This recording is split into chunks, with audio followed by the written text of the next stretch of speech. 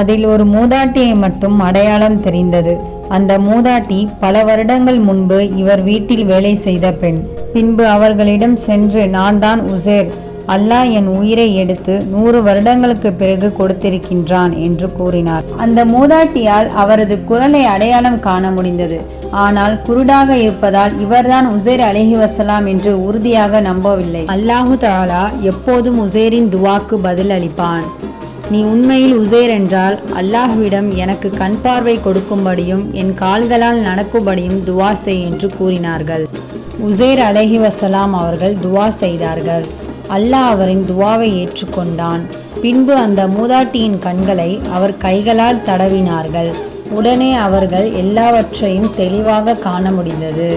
அவர்கள் தானாக அவர்களின் கால்களால் நடக்க ஆரம்பித்தார்கள். பின்பு இவர்தான் உசேர் என்று ஏற்றுக்கொண்டார்கள்.